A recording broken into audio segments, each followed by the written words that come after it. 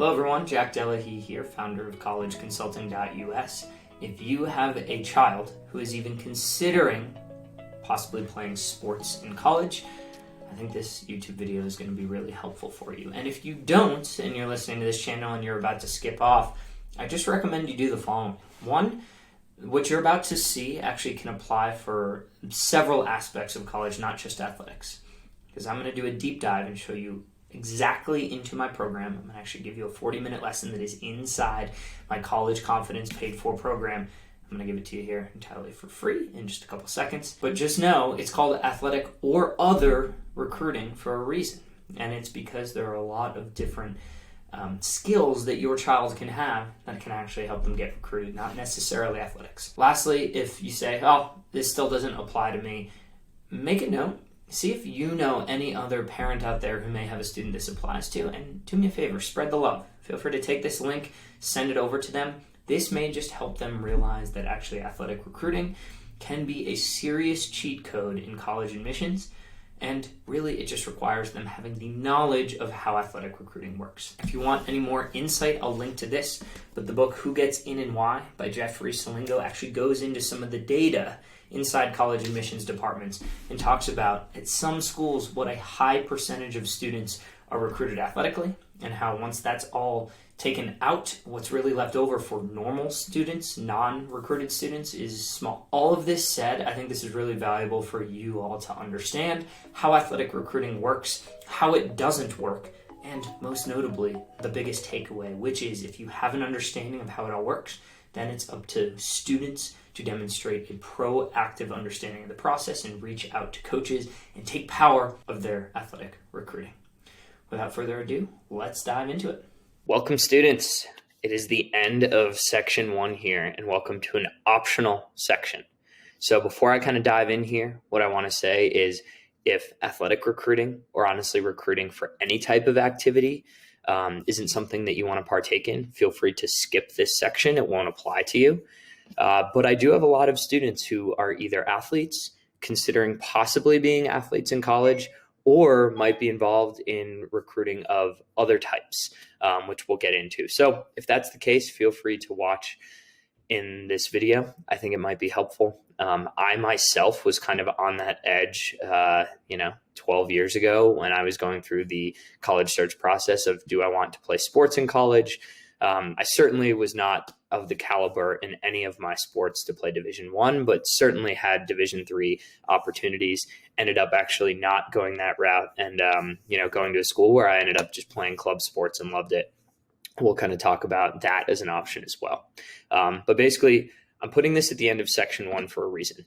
This could be really anywhere in my program, but the reason I'm putting it early as an optional section is because you'll see at the very end, my recommendation here is, like a lot in my program, the earlier you start and the more consistent you complete the recruiting process and actively recruiting yourself, the better chances you have. So while yes, I could put this kind of, closer to senior year when you're starting to make decisions, really, if you're going to go the athletic recruiting route, or at least try, you should start early. So I'm putting it here at the end of section 1. So without further ado, let's dive into it. Here's what we're going to cover. This section here applies to athletics, but it also applies to other college activities. So just know, while the framework for this section, I'm going to be talking about athletics, I'll be using athletic terminology. Just know a lot of what I'm about to say over the next however long this video takes will apply to other college activities as well. So keep that in mind, and we'll get into it really quickly here, what those other activities could be. Secondly, it's all about the mindset. Those who get recruited are the ones who recruit themselves. Can't stress it enough. It is the truth. We'll get into kind of some statistics on who actually gets recruited proactively by coaches. Hint, just so you know, it's the very top sliver of athletes. And the rest of the team is made up of athletes who simply recruited themselves. Then we'll get into an overview of NCAA divisions, what they mean in terms of recruiting. And actually then we'll kind of finish off with non-NCAA divisions, club sports, even intramurals, just so you know what all the options are in terms of level of play in your sports. Then we'll get into my favorite athletic recruiting resources, including an actual optional tab for your college tracker, which I've added to the college tracker, the main college tracker, and then we'll finish with a conclusion. And I want you to know the overarching goal here is to basically give you the resources to however you want to go about your athletic recruiting to make it happen. If you decide at the end of this video that, you know what, athletic recruiting isn't for me, I'm going to focus strictly on academics, that's great. You will have the tools to make that happen. And you'll actually be given kind of some questions to ask yourself to make sure you come to that right decision. On the far opposite end of the spectrum, perhaps after watching this, you decide NCAA athletics is for you and you want to go all in. I will give you the resources to make it happen.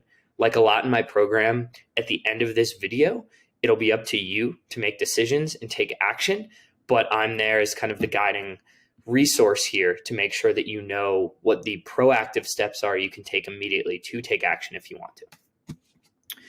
All right, so let's get into it. This applies to athletics, but also to other college activities. Yes, that is the case. You can see here, this is a photo of a marching band. A lot of other college activities have recruiting. And, I put in here music, theater, dance, and an example, University of Michigan. And I just Googled, a couple of colleges, and I wanted to see what they offer in terms of, official recruiting. As we look here, University of Michigan, as you can see here, has an entire, portion to their website for School of Music, Theater, and Dance recruiting, right? Like, here you go. This is very, very legitimate, and there are spots reserved for students. And then the actual, teachers, the dance instructor, if you will, has sway in admissions, just like if it were a Division I sport. Now, I'm not saying they have as many spots that they can give up as, the Michigan football team. But the point is, this does apply to other activities as well. And I just chose, this is an example because I found it. There may be other activities. And I assume as the years progress here, there will continue to be more that are added in terms of what a school finds important enough to give spots in admissions for specific scholarships. So as we get back here, what we can see is, here we go.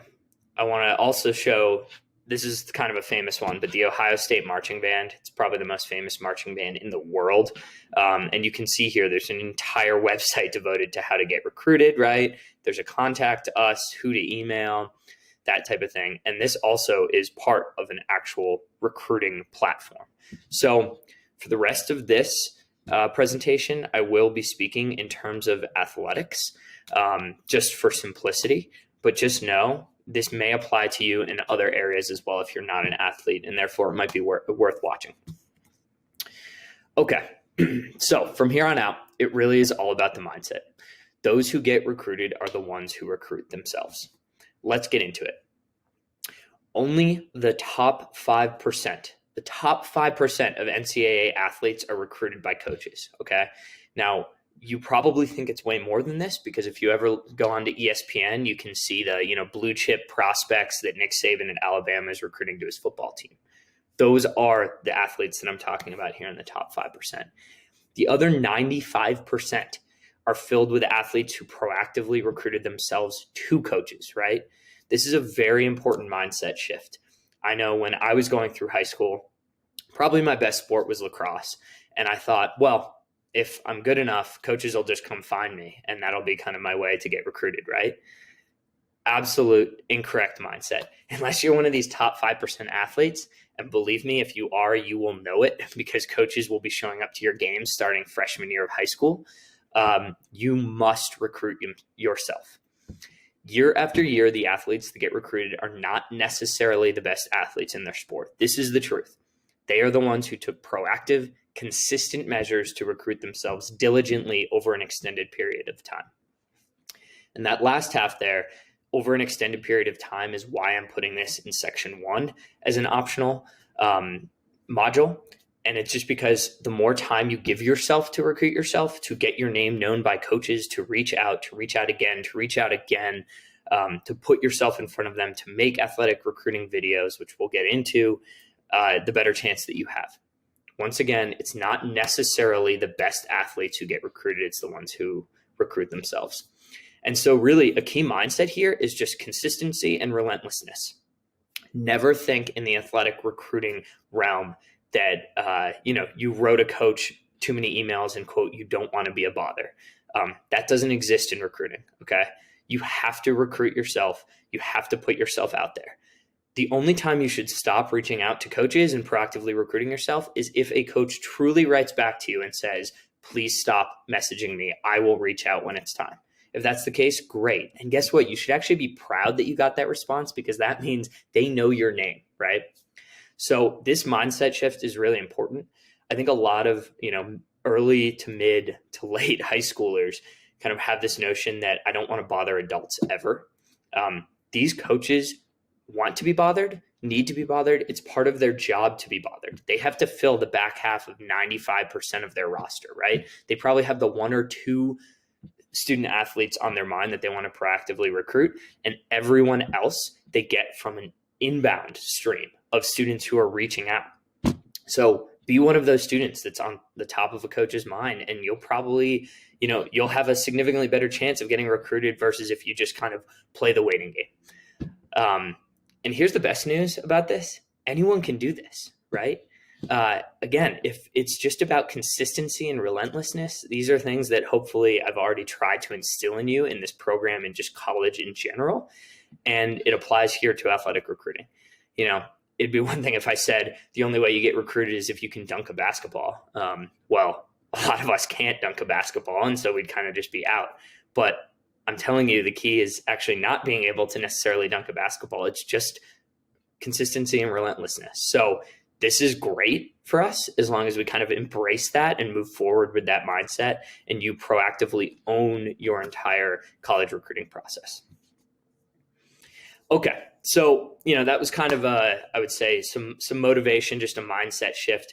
But now let's actually get into the NCAA divisions and what they mean.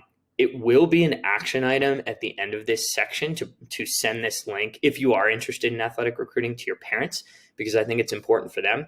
But if you already know they might be interested, pause this video, bring them in. Okay. Have them watch the rest of this video with you, because a lot of this is going to be pretty important information just for your athletic recruiting. Okay. Overview of NCAA divisions and what they mean. I won't click this link here. This will actually be available in the resources section. It's just a rundown of basically what I'm going to go into, but in more detail. So Division I. Division I sports are the sports that you typically see on television, on ESPN, right? Like when you watch Duke basketball against UNC Chapel Hill, that is Division I. That is the top of the top. Now, some of my anecdotes. Division I is a full-time job, okay? If you are getting recruited for Division I, it is truly athletics over academics. A lot of those, Wednesday night basketball games that you see on TV, Duke has had to fly across the country to play University of Southern California, right? When they fly across the country, they miss 2 days of school. That is prioritizing athletics over academics. I'm not saying that's right. I'm not saying it's wrong. It's just something you need to know. It is a full-time job. There also are full or partial athletic scholarships available. But just know it's typically only to the best players on each team, right? A football team that, has 53 men on the roster, I'll tell you this, not every student on there has a full athletic scholarship. Not every student even has a partial athletic scholarship. The back half of the team is probably made up of either tiny scholarships or just no scholarships, and they're, athletes that have no financial rewards for playing. So just keep that in mind. Not every D1 team is just 100% athletic scholarships. A quick note here, the Ivy League schools are in Division I. It's just their policy, always has been, that they don't offer any financial scholarships for athletics. Division II is just similar to Division I. There's just less scholarship availability, and it's lesser known schools. And really, this is just because they're not the ones that you typically see on ESPN. They do have some scholarship opportunities, and I would still say D2 is pretty close to a full-time job, but it's just kind of lesser in every category than Division I. And then Division III is what I would call a part-time job. Now, I put it at the end here. Don't take D3 lightly. It's still a lot of work. I actually had several friends who played Division III sports throughout college. It's a lot of work. You can probably budget for about 20 to 30 hours per week, which if you think about it, That's a lot of hours, right? Between travel and practice, and you still have kind of an off season where you still do off season workouts. It's intense. But I would say typically athletics and academics have about equal priorities at the Division III level. And one thing you should know, there are no financial scholarships at the Division III level. But there is kind of this nuance where playing a Division III sport can absolutely help you in admissions. And so what I mean by that is a lot of times coaches, if you proactively recruit yourself and then you get towards the end of the recruiting cycle, they might say, hey, so-and-so, if as long as you get this SAT score and you keep this GPA, basically you're in.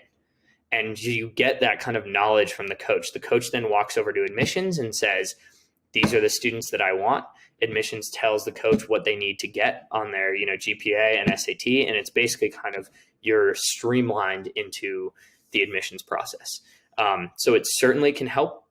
Every year, Division III schools block off a certain number of students for their sports teams, right? Because they have to fill them. And so that absolutely is a way that you can kind of get into a school that perhaps you might not get into without athletics. Here's an interesting thing. So 1 in 6 students at D3 schools are athletes. This is compared to much, much lower percentages for Division I and Division II schools. The reason for this is because D3 schools typically just have smaller student populations in general. But they still have a lot of sports teams. So what that means is just a larger percentage of their entire student body is made up of athletes. What does this mean? Well, it means a large portion of these seats at D3 schools are just reserved for them, right? I actually just recently finished reading the book, Who Gets In and Why, and it talks about how Amherst College, by the time all is said and done with kind of all the boxes that Amherst has to check on, making sure they have a football team that can play and making sure that they have a lacrosse team, right? Amherst College is under 2,000 students in total. So by the time they just fill up their sports teams, they've filled up like 40% of their incoming class. So that's just something to keep in mind. D3 level, while there are no financial repercussions to playing sports, it certainly can help on the admissions front. This link, just so you know, I'll click it. Here we go. I'll show you. This will be also available in the resources section, just so you all are aware, this chart. And it really does kind of go into some great statistics, details on each of the 3 levels. Okay. So now we get into kind of non-NCAA, club sports and intramurals. So I'll actually go to the next slide here. And so while, I'm keeping the title NCAA divisions, we're actually, once you get into the club sports realm, we're out of NCAA. I ended up playing club hockey at Vanderbilt for 4 years. I absolutely loved my 4 years. I put in the example of their website to show you that, if NCAA sports aren't for you, club sports can still be a lot of fun and actually pretty legitimate. So I just put the link to the Vanderbilt hockey website here. But as you can see, we would play 25 games a season. We would travel all over the Southeast. It was a lot of fun and some pretty competitive hockey. And so just keep this in mind as you start thinking about what you want in college. Some people think it's either NCAA or they're not going to have no sports in college. And there are a lot of other options, including club sports, but also intramurals. I played intramurals a lot. Intramurals can be a great way to meet people, to have fun. And, personally speaking, mine in college were pretty intense as well. So just know that those are also options. And, after looking at all this, you might go the route of, here's what I'm going to do. I'm going to prioritize academics, number 1. I'm going to try to recruit myself to D3. If it doesn't work out, I can always play club and intramurals, right? And that's a great mindset to have if that's the case. Now, perhaps after reviewing this, you say, no, I absolutely want an NCAA sport. Great. Or maybe after reviewing this, you say, no, I absolutely, want a club sport or intramurals or maybe no sport. That's okay too. My goal here in this module is just to educate you so you can make that decision with your family. Okay, so now let's get into my 10 favorite athletic recruiting resources, including an optional tab in your college tracker. So we can actually see here, I will go into this. We've got this PDF is available in the resources section. So I'm going to walk through it. Feel free to get this up on a second screen, if you will. There's a Google Doc as well, if you want it in Google Doc form. I won't click on every single one of these links, but I will go through several of them. So the first is the optional athletics slash other recruiting section on the Delhi College Consulting main course. And really, this is the video that you're watching now, right? So the reason I put this in here is because if you're a student watching this, I highly recommend you have your parent view this. And I put in here, what's the most important part of this video? This quote: remember, the students who get recruited are not necessarily those who are the best. They are those who consistently and proactively recruit themselves. So that's number one, this video, you're watching it right now. Number two is actually a new tab on the Delhi College Consulting Tracker. So let's go into that tab. So you can click the link there. The tab is available right here. And I just want to show you briefly, right? So at this point, since you've gone through section 1, you have this tracker. I'm in the template version. You have your own. You've renamed it. But I've added a new section, which is just the optional athletic recruiting section. So here's what I put in here. Like all the other tabs on this, I put in some example information.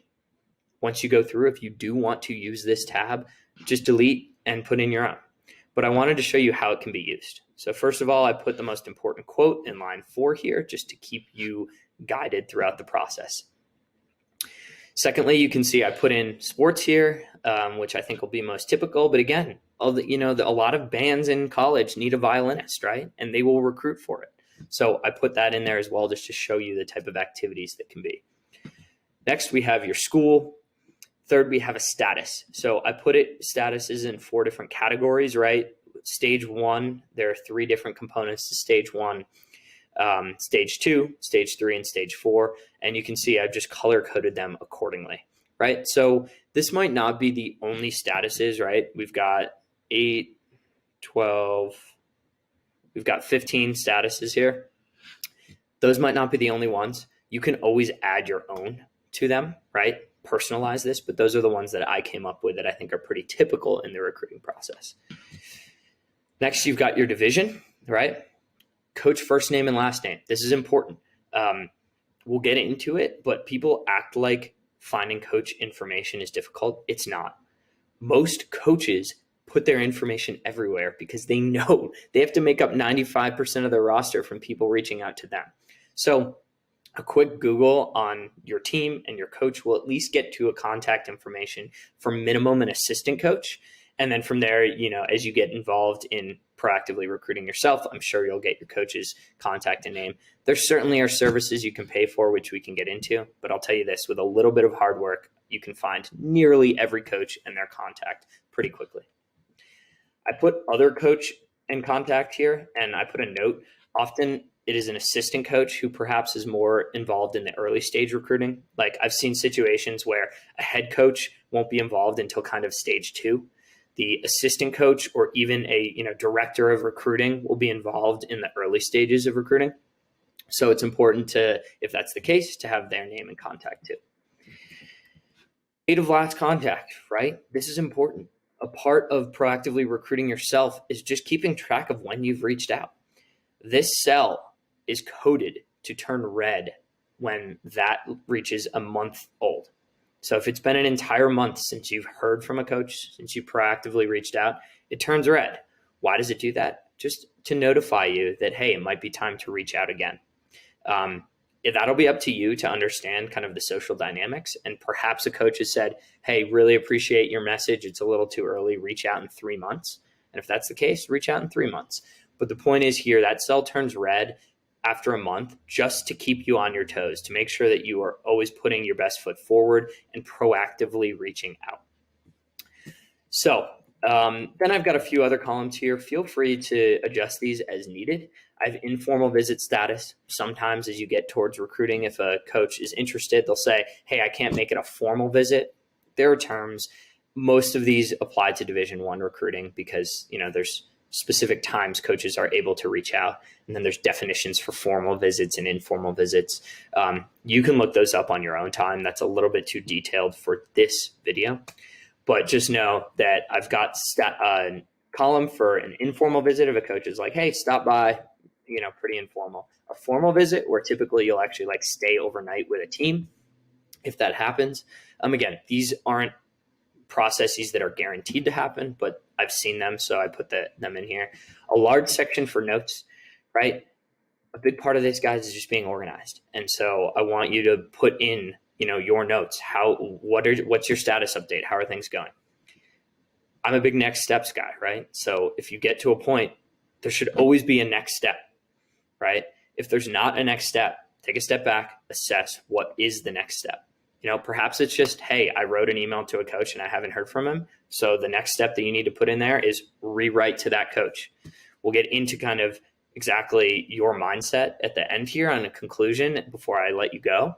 But remember, never, ever think that you're being a bother. You're only being a bother if a coach tells you you're being a bother. And I don't think I've ever seen that in doing this now for 12 years. I've never seen a coach write, hey, you're being a bother, stop reaching out.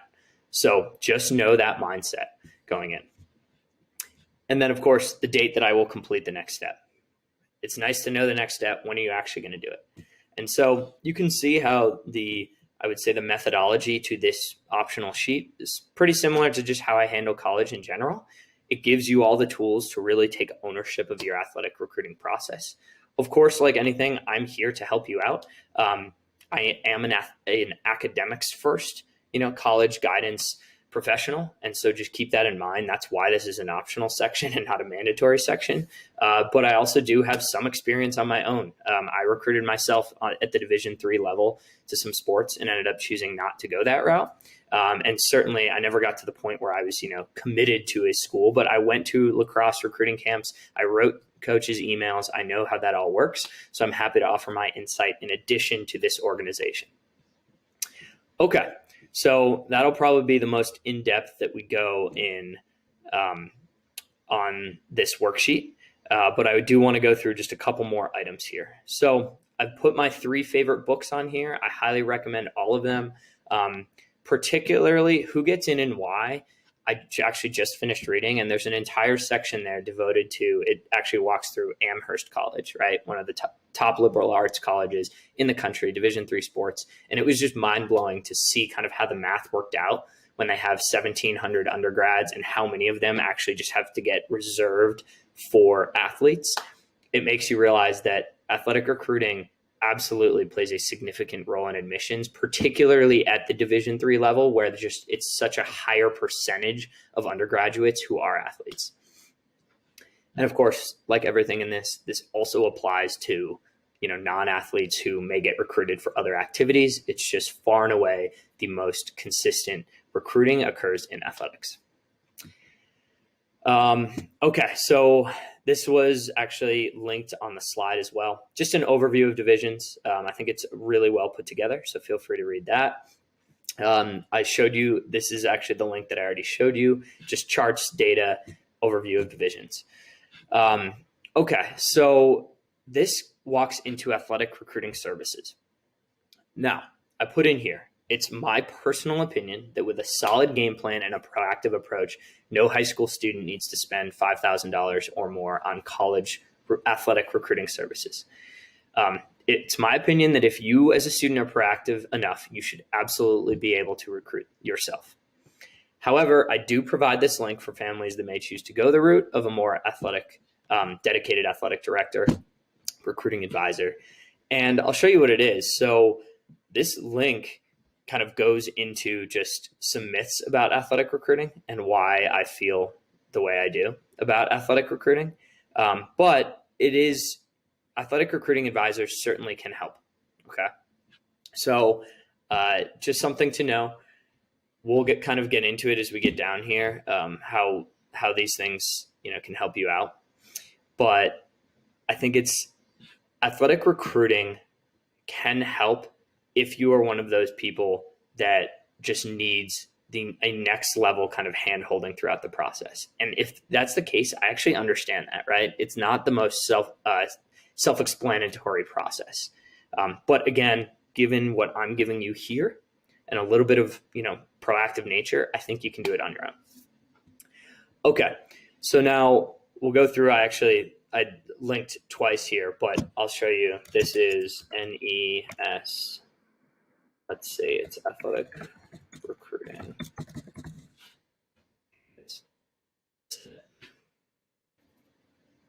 Okay, so this is what should have been linked there. I'll go in and fix that link, but NCSA, Next College Student Athlete. This is basically kind of what I meant to link there. And this is probably the number one personalized athletic recruiting resource. This costs money, okay? And so it's basically what I do, but very specific for athletes. And again, there are kind of mixed reviews of it. Some students rave about it, others don't. Just keep it in mind. 9 myths I already went into. Now we'll get into number 7. This is fun. So if you're typically a parent, I hear this all the time. Jack, I'm willing to spend money to help my child with athletic recruiting, but I want the best bang for my buck. Where should I look? So before I get into this, just know I have zero affiliation with the recruiting code. I don't receive any commissions. I've just done a lot of research on athletic recruiting. And so the recruiting code is basically a program, very, very similar to mine. It's only $79, and it provides a step-by-step roadmap, complete with email templates sent to coaches, 100% money-back guarantee. It helps students go from kind of where do I start to the end product of getting recruited. You can see the philosophy sounds very familiar, similar to another program you may know, and you can see why I probably like it. It's not hand-holding, right? It just gives you all of the resources, a step-by-step roadmap, and you, the student, have to go through it. But it's pretty incredible. So again, this is my recommendation. I don't get paid for this recommendation. I get no commissions. The founder of Recruiting Code doesn't even know that I put that link in there. I should probably reach out to him. But anyway, it is a step-by-step program. So you can see, he has obviously testimonials in here, how it works, but you can see follow a proven plan, know you're doing it right, enjoy watching your athlete's college career. And so here it is, 100% unconditional money back guarantee. My opinion is before you drop $5,000 on something like this to personalize your athletic recruiting, I would give this a go if you as the student think that you are proactive enough to go through the steps on your own, right? So I just wanted to provide that resource. Of course, ultimately it's up to you. And honestly, do you need a $79 guide to go through recruiting? No. Students every year get recruited by paying $0 and just being extremely proactive, reaching out to coaches, that type of thing. But if you want a plan and you're the type of person that really likes to see a start to finish plan, I understand that. I think this could help. Okay. Here's NCSA. Okay, so I linked to it here. Absolutely. This is, so again, NCSA, while it provides kind of the, hand-holding type college recruiting help, it also is just an online platform. Some coaches may ask you to create your profile on there and upload highlight reels. So I linked to it there. Some coaches might not. Huddle is another place where I've seen coaches who ask for you to post a highlight reel on. But I offer this too. YouTube, a lot of coaches just say, hey, put your video on YouTube, and that's good enough. Okay. And then I linked to tips for creating a highlight reel. So I realized I had 2 9s there. Oh, well. So that is it for the resources. I recommend going through it, obviously clicking the links if you're serious about this. I spent a lot of time trying to figure out what my top recommendations would be. And that's what I came up with. Again, I received 0 commissions for any of that. It's just, again, my whole program is tried to be built around what would I have wanted. And I think as I was a early and mid high schooler, if I had had those resources, it would have helped me with my recruiting a lot. So I hope it helps you. Okay. All right. So now let's finish up here. Conclusion. With this quote, big, bold, and blue. Why? I'm going to read it again. Remember, the students who are recruited are not necessarily those who are the best. This is a crazy mindset shift, but it's true. They are those who consistently and proactively recruit themselves. That quote comes from yours truly, Jack Delahaye. I also truly hope that any college athletic recruiting advisor would give that quote too, because it's the truth. And in terms of how do I take this quote and actually provide an action step, two things: recruit yourself early and recruit yourself often. I don't care where you are in viewing this video. If you are serious about athletic recruiting, we'll get into it here in action steps. But if you decide I am serious, I would start now. Start now. Even if you're a freshman, I would start now, because all that does is give you more time. If you are a freshman and you're watching this, you reach out to college coaches, they might say, whoa, you're way too early. Reach out to me in a year and a half. Great, but guess what happened? You've just put your name on their radar. Your name is now in their system, right? That can only help you. And obviously, if you're a junior watching this, the same applies. Yes, you're kind of on the back half of athletic recruiting, but I've seen it all the time where seniors even get recruited and they didn't have their name known until senior year, right? So wherever you are, start now if you're interested. Recruit yourself early and recruit yourself often. Okay, let's talk about action items. So here are your action items. As you can see, it's really up to you. If you get to the end of this video and you say, I'm out, I'm just going to focus on academics, completely understand. But I have to give these action items if you get to the end of this video and you say, you know what, I am serious about athletic recruitment. So here's what I would do if I got to the end of this video and said, I think I want to take next steps. 1, have your parents or guardians watch this video, okay? I would watch it with them, take some notes. It's probably going to end up being about 45 minutes or so. I think it's well worth it. Why have your parents watch it? Because you all need to be on the same page. It is a process. And so if you aren't on the same page with athletics, I think it's going to be a lot harder. 2, print out or just open up the optional resource PDF that I went through, available in the download section, and review each link with your parents. I put those resources in for a reason. I didn't put them in because they're fluff. I put them in because I think every single link in there is really helpful, including the spreadsheet, where if you do go the athletic route, I highly recommend using that to keep track of your status with different schools and coaches. Have an expectations discussion with your parents. How serious are you about pursuing this? How serious are your parents about pursuing this? And what's going to be kind of your hierarchy?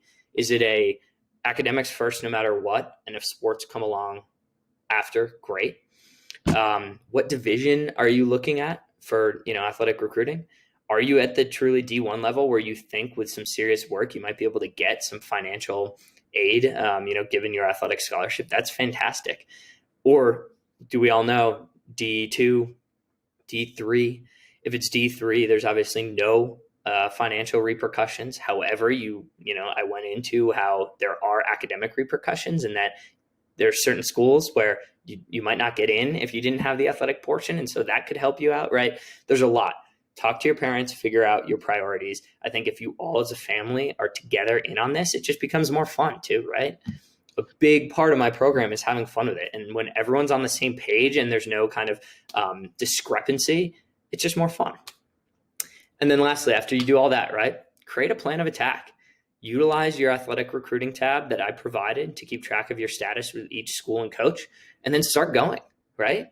Get your list of athletic recruiting if you want to go. Put the schools in the tracker. Find the coaches. Start emailing them. If you want some kind of, initial email templates, you can either Google them. There are a lot of free ones out there. You can pay the $79 for the recruiting code, which I, put in there. I know that there are templates in there. Or you can just be a human and make your own template and say, hi, introduce yourself. I just wanted to, put you on my radar. Here are the sports I play. I think I'm pretty good. That type of thing. And so there are obviously a lot of ways to do it. But the important thing is that you create a plan of attack that works for you given your goals. Lastly, ongoing items, right? So similar to action items, this is up to you. My recommendation, again, if you are serious about athletic recruiting, treat it similarly to this course. Pick one 30-minute section each week consistently to work on your athletic recruiting and stick with it. Put it on the calendar, right? I know that you did that for my course because I asked you to do it. Add another 30-minute chunk sometime every single week consistently, and it's just devoted to athletic recruiting. Whatever those next steps are in that far column, complete those.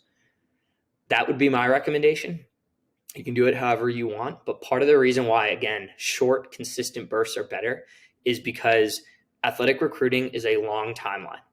And so if you only are intermittently, let's say once every 3 months, just going to spend 6 hours recruiting yourself, it's not really going to work. You need to consistently be out there. And so once every 3, 4, 5 months, just writing an email to a coach, it's not consistent enough. They're going to forget about you. So that's why short, consistent bursts are the key.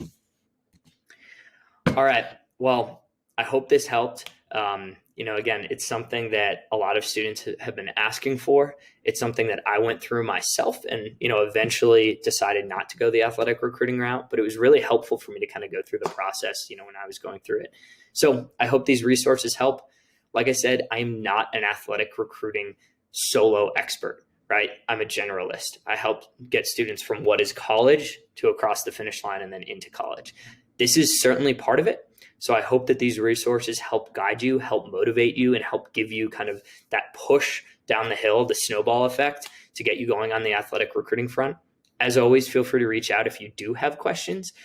Some of you, after viewing this, may be so intense into sports that you might realize, hey, I actually need a specific athletic advisor.